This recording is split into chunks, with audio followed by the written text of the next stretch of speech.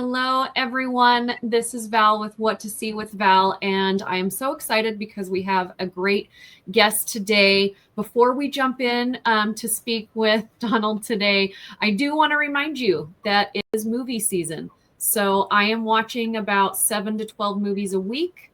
I'm going to be doing reviews, so please go to my TikTok or YouTube. Today, we're going to talk about a movie that I reviewed a couple of weeks ago that is still in theaters. Welcome, Donald. Thank you so much for being on the show. Thanks for having me. Appreciate it. Hello. Tron Ares is in theaters. It is doing so well. And it's one of the movies, what I like to talk about on my reviews is that there are cinematic movies that are specifically, you have to go to the theater to see these films. Like these are those experiences. And there are some movies that if you can't make it, they're fine to see at home on your big screen. I am not a fan of watching movies on your phone ever, but I understand if you've got a long commute, that might be something you need to do. But Tron Ares is not one of those things. You want to see this in the theater because there are so many cinematic details. And one of those big details is the makeup design. And that's your department and the things that you have done for this film. Right. Well, I couldn't agree with you more about seeing, like, I love movies, and as we do, seeing it on the big screen is really the only way, I feel, and most of my colleagues do. You certainly do. And Tron is a visual, it's very cinematic, and it's very hard to see that on television. But like you said, there are films, especially a second time or just looking back at something. But the films, I love going to see a movie on the big screen the way it was intended to be seen. There have been a lot of big action films this year. Sometimes we'll go a year where we get like one or two. And this year we seem to have a ton of action films. I'm an action film junkie. I am a longtime Tron fan because when the original Tron came out, it was this thing that we had never seen before on the big screen. We had, we've seen Star Wars, we've seen, other movies that have had these special effects and that feel like they're futuristic, but there was something about the original Tron that captivated an audience, and it has kept moving forward. And now there's Tron Ares. How did it feel to jump into a franchise that, well, I guess for you, another franchise that people have a very specific feel for, and they kind of have expectations for? And you've done Dune, which people have been fans of Dune for a while. I'm a huge fan of Moon Knight, which we're going to talk about a little bit, but you kind of are in this nerd realm that people have expectations. So what do you do to get ready for that? Mm-hmm. Well, I think the thing for me to get ready, because, I never thought of myself as a nerd, but I guess I am, because I suddenly, I'd be the last person that would be, certain films, even Dune or Blade Runner 2049. I try to not really let too much of the original get in my head. I think it's really important. And I've learned that, I think, maybe back as a kid in school, like just in painting and sculpture classes where, teachers would say it's a different interpretation. Mm-hmm. It's not copying. You come up with your own thing. So I feel that was really important. And when I met the great people on Tron Ares, they had asked me about the earlier films, and I saw them, and particularly the original, which is really interesting for its time. Mm-hmm. But I wanted my own spin on it. And then the actors always bring their spin, what they would like to try. And that's how we work together. I really like that. I talk all the time is that when you have an art form where you have music or movies or visual arts, is that the person that is absorbing the art is going to take whatever they need to out of it at the time, right? So I'm going to have an experience watching Tron that's going to be different than the person sitting next to me. So for you as a creative on a film to really take it in and say, okay, I respect this over here, but I have this vision within the vision. And, makeup design is one of those aspects, and I work a lot with independent filmmakers who have very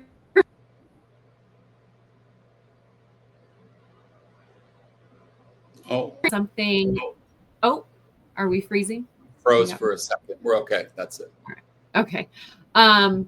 Makeup design and set design is something that independent filmmakers usually put to the side because they have low budgets and they're just trying to get a movie made. But these two departments are what makes a film believable to me.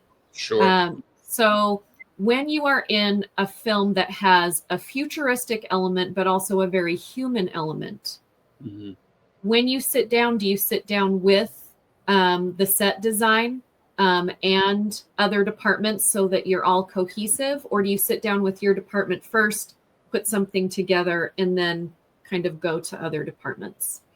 You know, depending on the filmmaker, the director, and you know, it's just an interesting note. Back when I started, production designers hired all of the creative designers, HODs, makeup and hair, prosthetics, costumes. They were, you know, ultimately in charge. And I think that, of course, that's changed, but there is an element that the more cohesive. So certainly when you work with certain filmmakers, we all meet together, costume, makeup, hair, all of us meet initially. And then whatever kind of Bible there, or the look, like Tron, we had a basic thing. We were, you know, doing camera tests. I work probably more closely with the cinematographer.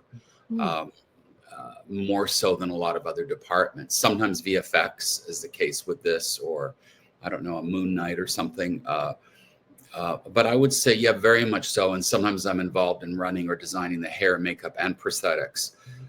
So, which I like because it keeps it even more cohesive, and that there's a vision that can be presented to the director.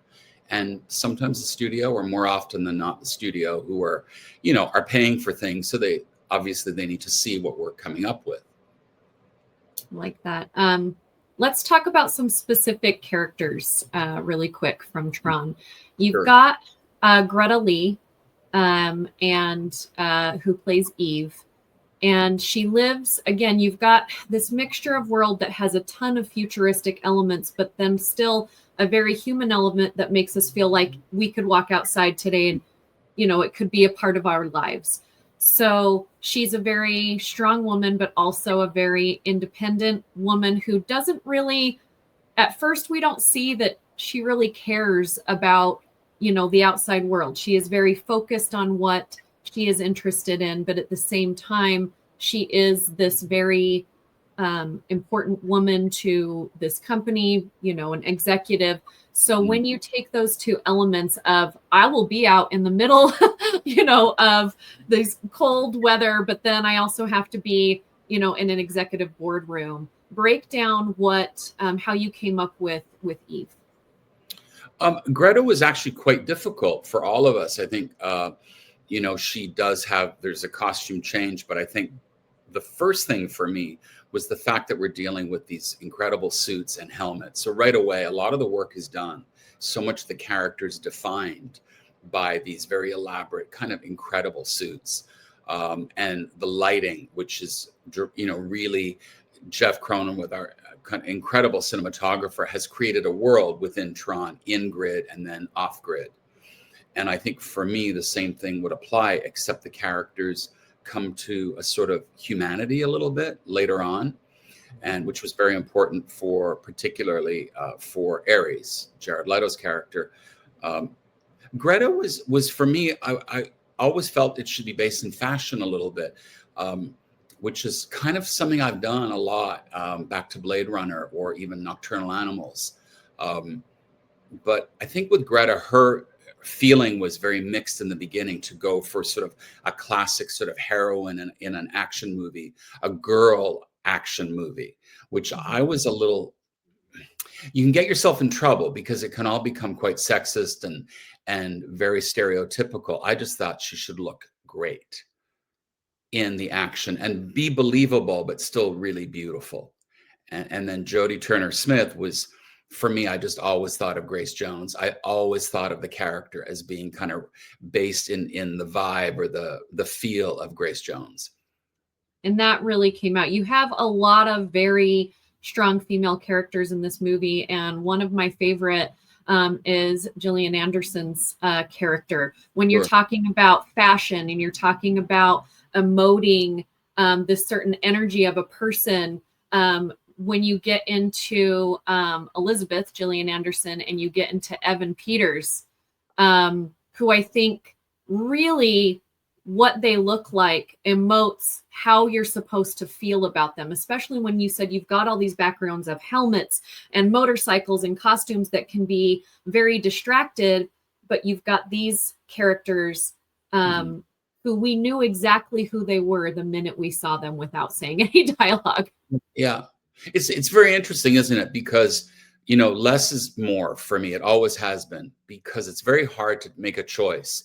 It's kind of, to me, is the only analogy is really a Christmas tree, where, you know, you do it up too much and you have to look at it and go, it's too much. I think with Gillian, who I'm a huge fan of from, you know, The Crown and from Sex Education, I always felt in Sex Education, she's so beautiful. She's got such a soft kind of earth mother kind of feel that we wanted to change that a little bit, which again is not always easy for an actor who's come off lots of popular television and then say we're doing a huge set, you know, IMAX film where you will be on this ginormous screen, and allow her to look a little bit older, make her harder looking. Camille did a very sort of structured hairstyle. It just made her look like a kind of a Margaret Thatcher feel in the suit. And I think the makeup also could go a little, you could go off very, very easily, like the Wicked Witch of the West kind of thing. And then, of course, Evan, who was tremendous, just so much fun to work with. He put the idea of the tattoos on his arms in my head. And that's how that started, kind of grid-like cubist influence. And he was really into it. I just wish we'd seen more of them, because people keep calling me about them. Yeah, I mean, if you, I would love for people to go to your Instagram, because you have some great behind the scenes, and you do have a photo of those grid tattoos, which are very intricate. And so it did add something to that character. And Evan's character, to me, again, we've had a lot of action films this year, and what I rate an action film by is how good their villain is. And Evan's villain is so believable. And you see his character arc also through what he looks like. In the beginning of the film, he is very put together, right? And you know that he is trying to be this very specific thing. And then as he heads through the movie and he's falling apart a little bit and he's losing control, you very much see that in what he looks like as well. It's so true, and I'm really glad you picked up on that, because I think the thing with the villain, now that you've mentioned it, is fantastic that you've said that, because I do think, you know, we always think of a Bond villain and the success of them, and you know, I had the great good fortune to work on 2 Bond films, and it's so interesting because Evan and I thought about the tattoos as kind of a secret thing, you know, if the sleeves come up. This relationship with his mother, but also he's unraveled a little bit. And he's a great villain and such a good actor that, again, less is more. You know, some people would choose to do something funny with the hair or put tattoos up on his face, but I felt that it was just to see a reveal as the sleeves went up. And it makes the audience want to know more, like, what is this? What, you know, and so when I put those up on Instagram, it was more just educational, and people who've worked with me saying those are so interesting. It sort of got a lot of attention, and the interest in that, and how an actor feels the character, not just with costume, but the hair and makeup are a huge part of that for them. Well, in the juxtaposition towards the end of the film between how he starts becoming kind of disheveled, and, you know, his look and his hair is a little bit, you know, more untamed, and his outfits are a little bit, you know, less put together. And he goes up against his mom, who, again, she has been in this business for a long time. She's an executive woman. She knows what she's doing. And no matter what kind of stress or havoc is happening, and there's a lot that is happening in this film when it comes to her company, she's still put together. That makeup is still perfect. That hair doesn't look like, you know, it's been touched. And even to the point where spoiler alert, people that haven't seen it, where she meets her end, she still looks like professional as she's going. It's just all put together, it's, and he's losing it because he's just not ready. And he proves the point of what she's saying all through the movie, is that he's just not ready to do this. Mm-hmm. And it's and his look it shows through his look. I'm glad it worked, because those things can, like we spoke about earlier, can go wrong very, very easily in my experience, especially when you do it's sort of putting, the woman in red lipstick, or, excessive makeup to prove a point. You can act that. It's sometimes what you don't show that makes it interesting, and that she doesn't unravel. He does. Right. And Yes. That was very interesting.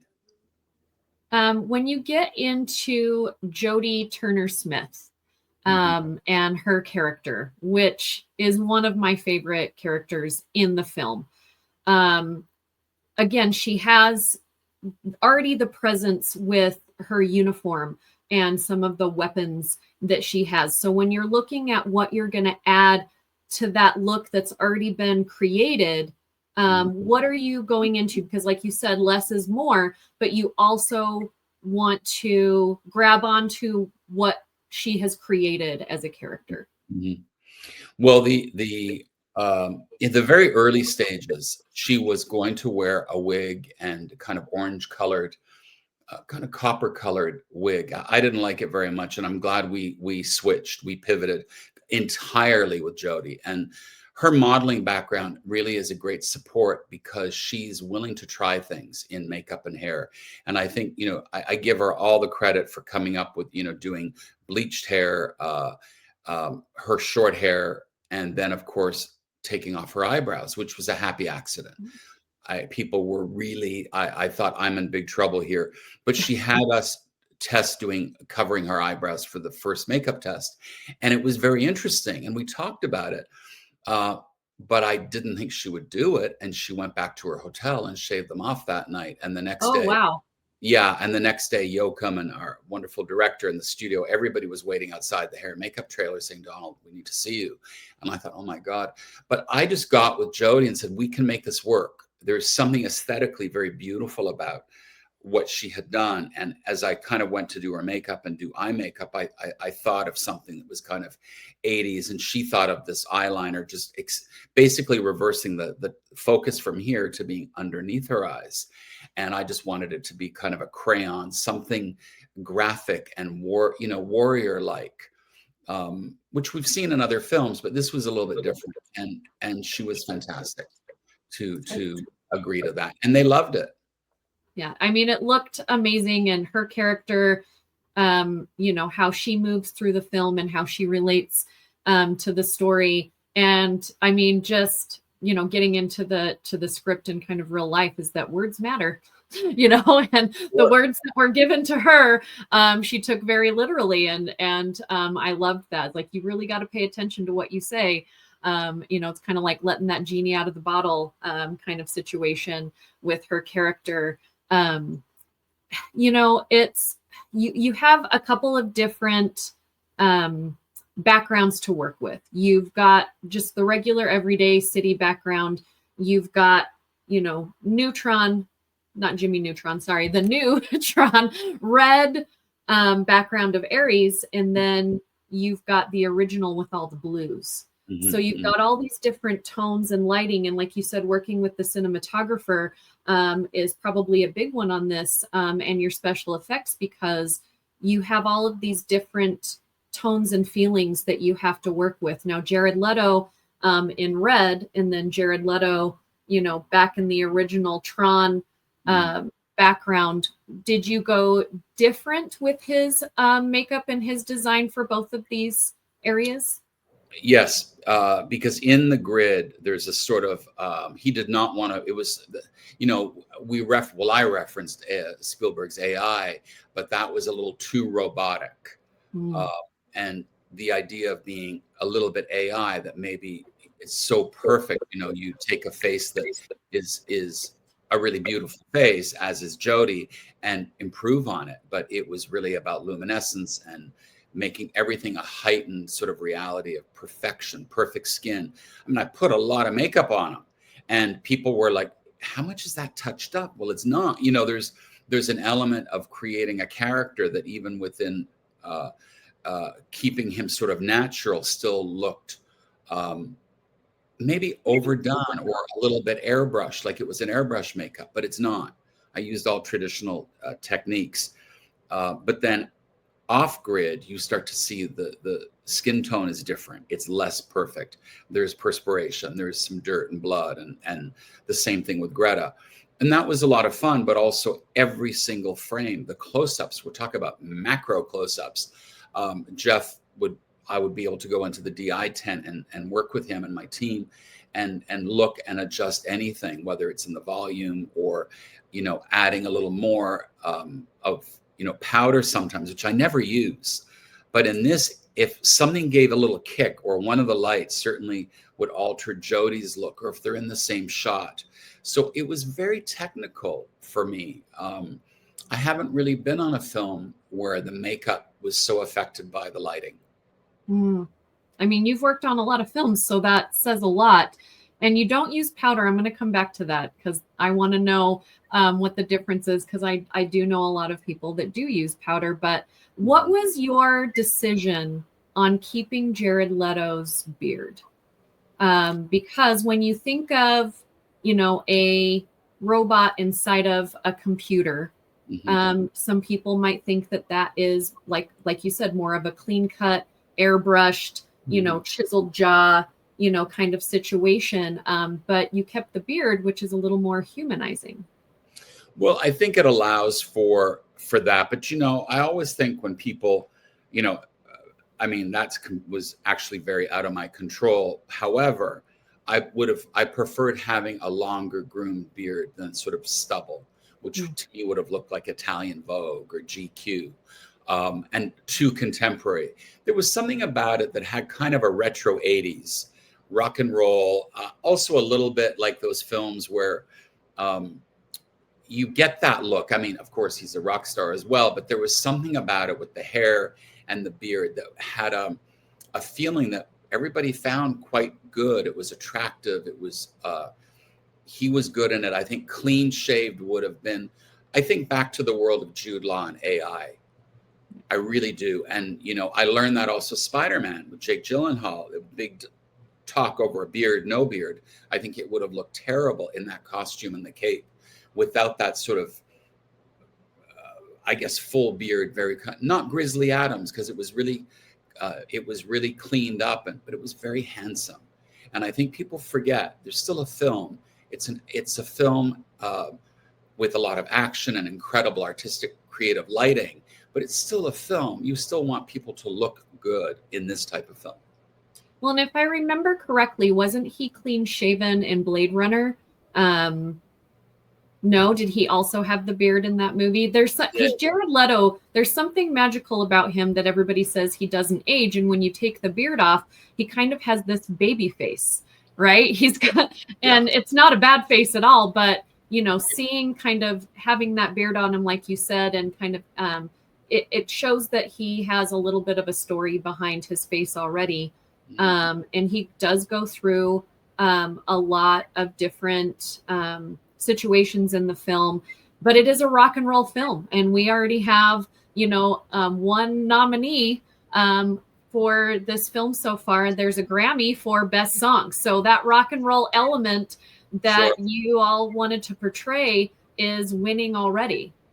Was that rock and roll element? I mean, 9 Inch Nails right off the bat, the costuming, the coloring, the tempo of the film, you know, that all kind of goes into play. And like you said, these rock star looks that you're putting together really worked. I think Jodie, I mean, the look to me when I look, you know, Grace Jones, it's 80s. First time I ever saw her, I would have been still in high school. You know, it's 80s and with Jared, and I think that's fun. And of course, that was his doing, getting 9 Inch Nails. You know, the references to Depeche Mode. You know, all of it was really kind of cool. It was kind of cool. I have somebody working on my team right now that has that soundtrack in their car, and they listen to it coming to work at 4 o'clock in the morning. which I just think is fantastic. The whole feel and look of it is something which is really a lot of fun. And like you said, to then also to see Jeff Bridges again, bearded, it's sort of a very interesting combo, and in the different lighting. But I will say this, just, most men, actors, don't want to shave. There is something, and all the guys listening, most of us don't like to shave. We really don't. It's a very tedious thing every day. And so the men who look good in a beard, and there's only a handful, we know this. Jared is one of them, but I think it's a good move because I like the challenge of what can I do around that, like the little things. I put a prosthetic nose on him and dark contact lenses. He looked entirely different. But I think it is something to work with for an actor. It's a kind of veil, if you will. And that ethereal kind of look that you put together for, I got a little frozen again. The ethereal kind of look that Jeff Bridges, is in. Like, we all expect Jeff Bridges for his character to look like his character. But now that we know that he only exists within what we see and he doesn't really exist, does that change the way that you create someone's makeup look? Is, he lives within the grid. He is not human, but we want him to be human. It's this mysterious situation in a person, I guess, in a character. Well, I think keeping his beard did lend to that. I think that really lent to that, because you do want him, and you kind of, people love it. I could feel that when I saw it the first time, that people loved it, and the humanity that comes through, and the relationship with he and Eve and with Athena. So once it comes through and that all loosens up, I thought it was a very nice transition. When you get into your color palette of what you think you're putting together, and the grid is a very specific feeling, and the audience, coming through the cinematography, is that you want us to feel a very specific way when we enter the grid. This is a nostalgia moment. This is putting us back in a world that brought us, where we are now. And so when you're looking at palettes and different things, are you using totally different, I guess, makeup, like the way that you do your makeup? Is it a different kind of format than what you're doing outside of that? You said you don't use powder. So I know you have your tools, and I'm sure your tools change between different scenes, but tell us a little bit about what you would do specifically for this very specific coloring. It is blues, it is whites, it's a little bit blown out a little bit, right. So that you feel this different way.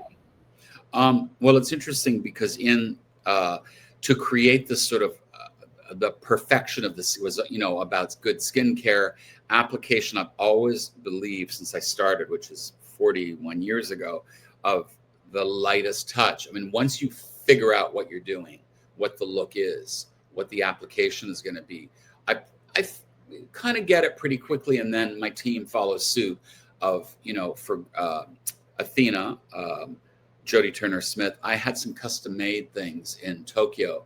As I wanted something a little just custom, bespoke, because they're new. And I've done it in other films where I found something that's not out yet or not used, because everything becomes yesterday's news. And for Ares, for Jared, I did him a little darker than I normally would, and very contoured, very luminescent. I used highlighters, I used eyeshadow, I used brow sealer, so everything was him, but better. I mean, just no imperfection.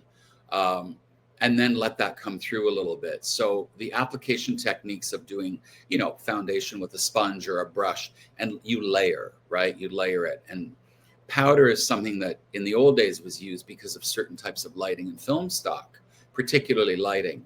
It can also be very useful, even in still photography, where you get a glare hits you right here, or something there, which can create a mustache, say on somebody with a fair skin like yourself. You'll kind of go, what's that right here? So you have to powder was used to really help. It's like being a grip at that point where you're flagging a light, you're putting something here to create a shadow or take a shadow away.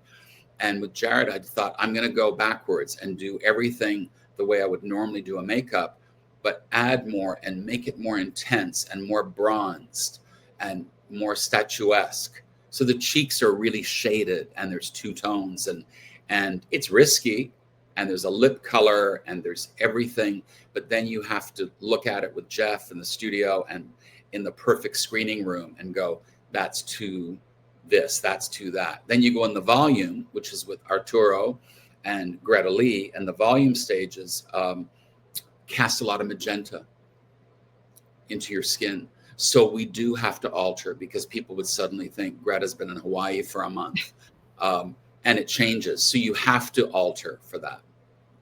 I know we are at 30 minutes. I hope you have a few more minutes, Sure. if that's okay. And speaking about that, how many times are you trying the lighting and the makeup together before you get it right? Is this weeks and weeks on certain films? Is it a day or two? I know, because it's all so different, but for Tron, like you said, you're working with so many different departments together to make this work and to test these things out. Is it days that you're doing? Every film, it's funny, you were talking about independent films, which I love as well. You just don't have the time or the money. And also a big thing, which people don't always realize with us, it's actor availability. It used to be, I'm sure back in the old days, people made one film every couple of years. Now people are doing a series and a film and a podcast and magazines, and everyone's an ambassador. So we don't get the time we need quite often. So you're down to maybe a camera, maybe. A lot of films, when I did, for instance, Nightcrawler, we did not do camera tests. There was no time, no budget. That would have taken a crew, a full day. So that's risky with Nightcrawler. That very risky, especially really intense makeup and lighting there. Yeah, and that was a risk. We did photographs, but at the same time, sometimes you go as you go.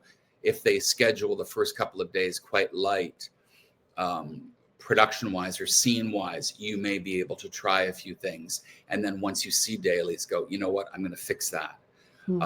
So, for instance, we changed Jared's hair a couple times. I intensified, some things. I tried a couple things on Greta. My team, we were always on standby. Like, this light is going to change this, or seeing Jodie next to someone else, what will we do here? But the testing period is really for costume, makeup, and hair. But so often it's not. Unfortunately, it's become about doing pre-shoots and photos and things like that. I've had other things where, for instance, in Dune, the Baron fat suit, I had 16 weeks to have a team make that and get it ready. And that's very rare. That is a very rare thing. Other films I hear about, like wonderful makeup on Naomi Harris in Moonlight. Yes. They did that with like an hour in advance. And I just thought, my gosh, kudos to you, because they did a phenomenal job. But sometimes you do your best work. Yes. Say, aging somebody and, by craft service, or changing something, or doing an out of kit. Certainly what I did on Greta and Ares and Eve on the street, beat up. That was right there. That wasn't back at the makeup. Mm-hmm. Wow. You've done Morbius, Moonlight, The Covenant, which is just, I went and kind of revisited that the other day because I haven't seen it in so long. But great makeup in that film. And of course, Dune, Tron, Presumed Innocence. Now, these are all very different, specific types of films. With everything that you've done, and I'm sure you've been asked this before, is there anything that you haven't done that you want to do? Is there a character type or a cinema type of film out there that you're like, I want to jump into this genre? Well, sometimes the things that you think you're going to love, you won't. And other things that you just feel are such a challenge. I guess when I feel anxious or, my stomach turns, it's the right job for me, that there's a challenge. Uh, Moon Knight, I never thought, but it was great. It was great fun, and I didn't know there was such a following. So I had such a great time. I do like to work based in reality. I'm not your guy if it's Lord of the Rings. I always tell people, if it's pointy ears and furry feet, don't call me. There's other people who are really good at that. I would love to do something in black and white. I'd be really interested, like a Bogdanovich in Last Picture Show. Okay. I would love that. And also World War One, 1914, 1918. There's something about that because the world changed so much, but also in the look. And certainly 1917, which, Roger Deakins shot for Sam Mendes, looks incredible. Naomi Dunn did an amazing makeup and hair in that. But I would love something that period as well. And anything 1930s, I'm sort of, I find interesting. And you've gotten a little bit close to that with First Man, when you got to work with Ryan Gosling. I really enjoyed that film. And again, a very specific look, a very specific coloring on that film because of the time period and the less is more kind of situation. And he needed to look a very specific way. I could talk to you for hours about all of your films, but, I appreciate your time. And Tron Ares, I think, is definitely an experience. It's not just a movie. And, and movies are great. Going to see movies are great, but cinematic experiences are amazing. And, it's up there with some big movies this year. I did want to ask before we go and kind of put you on the spot with all of the other kind of big cinematic movies this year, is there a character out there that you have seen the makeup done and you're like, dang, that respect on that? Yeah, well, the film Christie, I think, her makeup is good. And I think Ben Foster's makeup is phenomenal. I need to double check who did it. I think I know who it was, but I think, and it's just the performance by all of them, the whole family, but certainly her performance is fantastic. And Ben Foster, the makeup on Ben Foster. I've seen a lot of great movies this year. I'm like, like you, I go whenever I have a free time. I do have to go, so I don't really have a choice. No, not right now, but I mean, I have to go to I do have to go to movies when I don't really have a choice. And what's funny about it is that not every movie is a winner, and I have to give the studio a response right after I'm done watching it. So, when I walked out of Tron, it was very much, I think everybody thought it was going to be this big music video. That's what I heard, is like, it's not really a movie. It's just a big music video with all of this stuff. And immediately off the gate, as soon as it opened, you realize that is not true. This is the story that is there is not only through the dialogue, but also so visually. The music, the visuals take you through everything. You could take out most of the dialogue and understand how you're supposed to feel as an audience. And you did bring up Christie. People can go see that in theaters. And again, if she didn't have that makeup on, would you feel the same way about her character? We don't know. But things like that are important. And your work is one of those things. And I'm just going through your IMDb again, and I've seen pretty much all of these movies, which is great. I think there's a few on here I haven't seen. But we had a lot of people when I said I was going to interview you today that wanted to ask you about certain things. And again, we could be here forever, but it's a Sunday and I appreciate your time. What was, before we go, your favorite character to create on Tron? Oh, it's a tough one. It's such a palette, it's such a thing. I'm going to say Ares because there were obstacles, working around certain things, the availability, the hype, the criticism, the judgmental nature of the business now. I think the girls were great to work with, but I would say Ares because it is Tron Ares. He's in virtually every frame of the movie. and I enjoy working with him, and I think he's a very fine actor on, as well. So there's, a handful of people I've had that experience with, where you get to create your expertise is appreciated, the collaboration is appreciated. Now, that doesn't always happen in a very changing industry, So I think being valued at the level, especially with the cinematographer, and we did it together, and my team, of course, but we did it together. Well, you and your team did a great job. Good luck with, I know awards aren't always important, but good luck in the award season. You have one already for the film, and I think there will be many more, especially in makeup and costuming and special effects for this film. It was very detailed. What do you have coming up that you can maybe tell us about? I've just started, finished my first week on Tony Gilroy's film, Behemoth, with Pedro Pascal and Olivia. It's really incredible. It's a departure for me. It's all under wraps, but we've just finished our first week in Tony Gilroy, who, I've had the pleasure of working with his brother on Nightcrawler, and Tony was a producer on Nightcrawler, and his brother, Dan's twin brother, is our editor. So it's a family affair and a really great experience. Well, that's exciting. Behemoth, I'm excited to see that. Congratulations on everything that you've done, and hopefully we will get to talk again. Please. Yes, please. Anytime. Thank you so much. Have a great weekend. Okay, you too. Thanks so much.